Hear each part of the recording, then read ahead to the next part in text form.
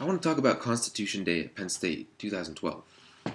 You may very well be thinking, I was there, I know what happened. Well, I hope to add something new by walking everyone through my experiences on Constitution Day and how through Constitution Day I saw the potential for a system of education guided by creative action. I'm going into teaching at the secondary level, and although at this point I haven't had quite as much actual teaching experience as I'd like, the experience that I have had has made me look at anything and everything that I experience as possible inspiration for what I might use to inform my classroom environment. One thing that fascinates me is the goal of education, right? What is it exactly? I consider myself a very certain, sure-footed person, and I had my own sort of abstract idea of what the goals of education were. I was therefore pretty uncomfortable when, sitting in a long-winded lecture class, I found myself wondering, why do I care? Where is this getting me? Thomas Jefferson once wrote in a letter, "I know of no safe depository for the ultimate powers of society but the people themselves, and if we think them not enlightened enough to exercise their control with a wholesome discretion, the remedy is not to take it from them, but to inform their discretion by education." Now this quote suggests to me that individuals must learn to be critical thinkers who are able to think deeply about complex issues, formulate opinions, and then act on these issues. I called up sort of a romantic conception of an individual lost in thought, something like this Rembrandt picture here. Now the problem with this definition is that disappointment seems to lurk not very far off. Many classrooms follow the assembly line model of education. Information comes down from the teacher, is crammed into the students, and is then briefly tested through basic content questions. I'm sure all of us can share stories about the drudgery of a classroom like this. Walking into an English classroom one day, I couldn't help but hear my classmate ask her friend, "Did you read the book?" Her friend gave her a scathing look. "Fuck that, I spark noted that shit." Now hearing this, I didn't entirely blame them, right? I struggled just like they did, and I love to read. The problem here is one of meaningfulness and agency. Now, enter Constitution Day. How we would go about this project would be entirely up to us. We simply had to do something in the public sphere that dealt with the Constitution. After all my complaints about not having agency in my education, I'd finally gotten it. And oddly enough, I was pretty uncomfortable. I hadn't had this sort of freedom, and it made me feel pretty ill at ease. Now, feeling dependent on having someone tell you what to do is a frightening thought. At the same time, though, it seems logical. If the education system stresses passivity in students, the odds are that once students have their freedom, they won't know what to do with it.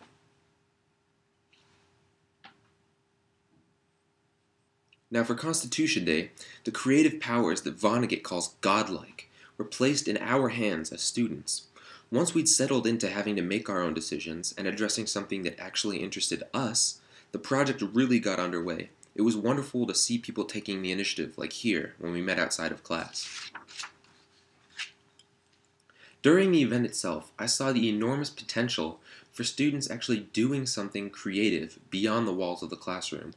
To think that in such a small amount of time, we were able to come together and pull off a small event that impacted so many people is really wonderful in its implications. I talked with quite a few people who passed by that day. A young lady told me about her inability to find housing that was within her budget. Another talked about the lengthy commute she was forced to take every day. I discussed with a man why he disagreed with what I was saying about the 21st Amendment, and I learned from each of these people. Now, I may never talk to these people again, and some may argue that these short encounters are unimportant, but I like to argue that it's quality that matters most. It's the difference between, say, eating a brilliant 4-ounce steak or eating a massive hamburger. The short experiences make up with their quality, and I think that they are important in their own way. And I believe that democracy depends on people engaging in this sort of quality dialogue and debate. By going out into the public sphere and engaging with strangers, it's a wonderful way to broaden your own perspective. You'll have your views challenged, and you'll also have them supported, and everyone is strengthened through this exchange. Coming out of Constitution Day, I felt that the experience was certainly well worth it. I came out with a feeling of having accomplished something that was very important, And it was only accomplished because, as a class, we came together to bring our ideas to life. Though I consider myself a staunch individualist, I can happily say that this view has been complicated by our Constitution Day experience. I still believe in the vital necessity of a well-rounded individual, but I now see that the individual is only as strong as their community, and that alone they can accomplish very little. That's why we have to come together. To go back to Jefferson's quote, his goal is clearly a synthesis of the individual and the collective. The individual must be educated to inform his participation in the group, while at the same time the group is informed by the active participation of individuals.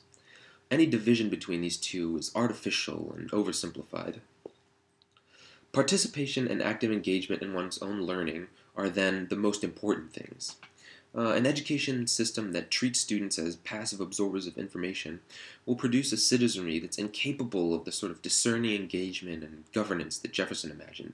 We need to be like Hermione here when it comes to our education. Now, more than this, students who receive an education that stresses passivity will feel powerless and discontent, but at the same time, they'll feel incapable of creating the change they want.